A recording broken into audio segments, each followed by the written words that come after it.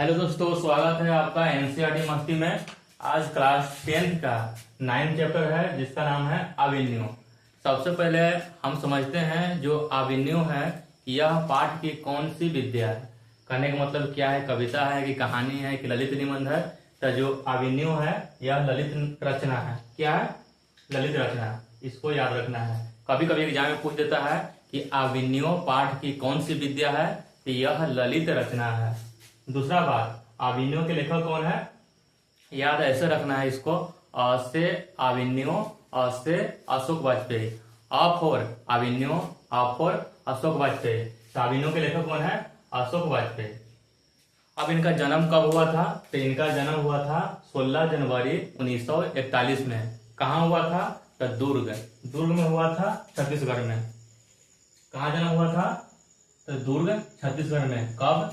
16 जनवरी 1941 में। मैट्रिक में जन्म भी याद रखना है, कभी कभी पूछ देता है। ठीक है। मूल निवास, ये एग्जाम में बार बार आ चुका है। जन्म हुआ था कहाँ? दुर्ग, छत्तीसगढ़ में, लेकिन वहां रहते नहीं थे। ये रहते थे कहाँ? मध्य प्रदेश में।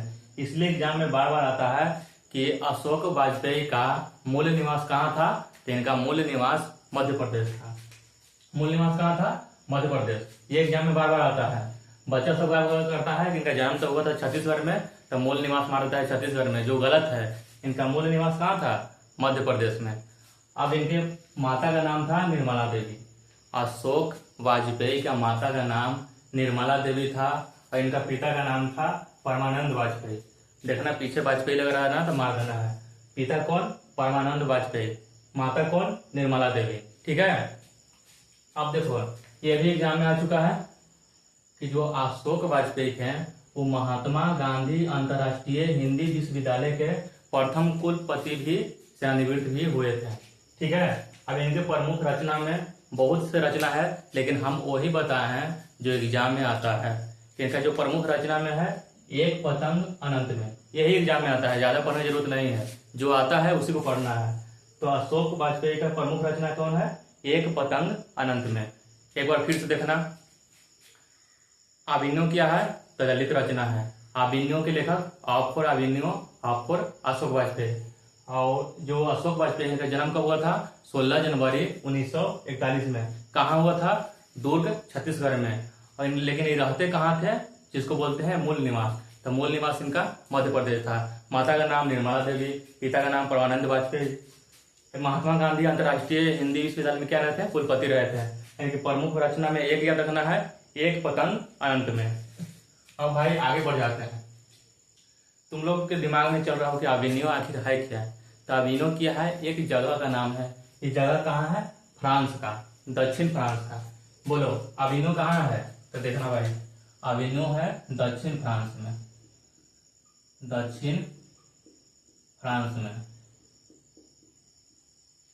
अब तुम बोलेगा कि मास्टर तुम ये बिहार के एग्जाम में वाला तो फ्रांस वाला काय पढ़ा रहा है। तो सिलेबस में है कि जो अभिन्यु है वो दक्षिण फ्रांस के जगह है। यहाँ पे इनको इनवाइट आया था, मतलब निमंत्रण पत्र। कौन निमंत्रण बोला था?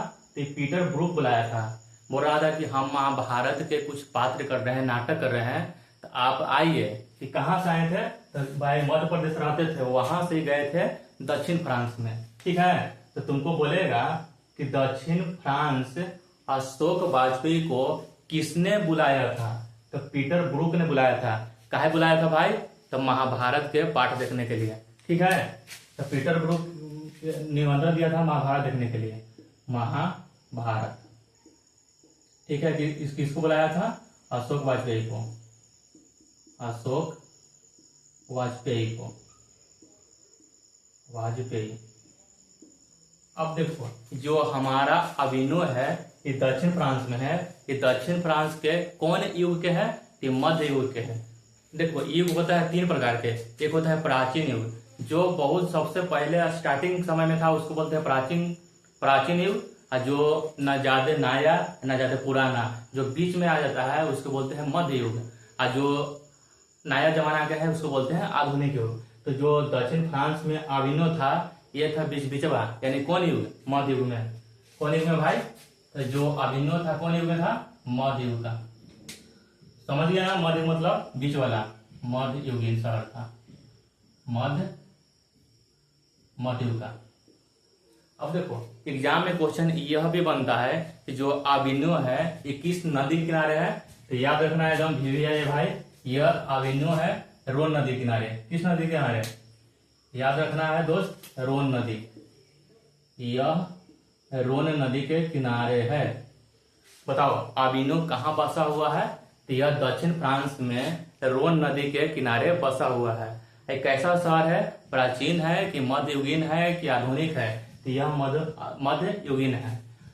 आप अशोक वाजपेयी को किसने बुलाया था, पीटर ब्रुक ने बुलाया था, किस लिए, कि आइए महाभारत देखते हैं। ठीक है, इसी में एक नया बस्ती है, बस्ती मैंने समझता है ना भाई, बस्ती जिसका नाम है बिलनव। तो बोले कि बिलनव क्या है, तो अभिनव का एक बस्ती है। बस्ती किसका है, तो बस्ती अभिनव का है, अभिनव का एक बस्ती है। कैसा नया है पुराना, तो नया बस्ती है भाई, नया बस्ती है। ठीक है, बस्ती मतलब होता है छोटा जगह। जैसे मान लो मेरा घर कहाँ है, मेरा घर मान लो कि दुल्हिन बाजार में है, तो जो पटना है ना, तो पटना के एक छोटा सा जगह हो गया दुल्हिन बाजार। समझ में आ गया होगा कि बस्ती मतलब छोटा जगह होता है। अब देखो अभिनव में एक जगह है, उसका नाम है ला सतरुज। अभिनव भी क्या है, तो ईसाई मठ है। ला सतरुज क्या है भाई, ईसाई मठ, ईसाई मठ। एग्जाम में बहुत बार आ चुका है कि ला सतरुज क्या है, तो ईसाई मठ है। ईसाई मठ तुम नहीं समझता होगा, जैसे हिंदू मुस्लिम सिख ईसाई, ईसाई जो होता है ईसा मसीह वाला, जैसे प्लस पॉइंट रहता है, देखा होगा, वो ईसा मसीह वाला होता है, हालेलुया। वो क्यों कौन होता है, ईसाई लोग।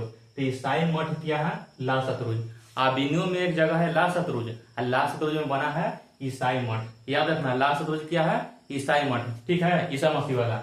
अब देखो जो अशोक वाजपेयी गए थे अभिनव, तो एग्जाम में पूछता है कि अशोक वाजपेयी अभिनव में कितने दिनों तक रुके हैं, तो तुम्हारा आंसर हो जाएगा मेरे दोस्त 19 दिन तक। अशोक वाजपेयी अभिनव कितने दिन रुके थे, 19 दिन। और 19 दिन में रुके थे, तुम्हारे जैसे मतलब इधर उधर लाल पीला हरियर नहीं देख रहे थे, ये अपना काम कर रहे थे। अब बताओ ये लेखक है तो इनका काम क्या है, जैसे हम टीचर हैं तो हमारा काम पढ़ाना है, उसी लेखक का काम क्या है, लेख लिखना। तो लेख लिखे थे, तो 19 दिन में मेरे भाई 19 दिन में लिखे थे भाई, तुमको सबसे पहले 35 कविता, 35 कविता और 27 लिखे थे गद्य।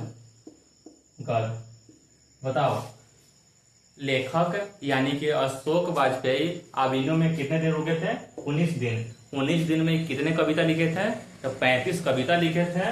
और गद्य नहीं समझे, गद्य मतलब होता है कहानी, गद्य मतलब कहानी। तो कहानी कितना लिखे थे भाई, 27 को कहानी और 35 को लिखे थे कविता।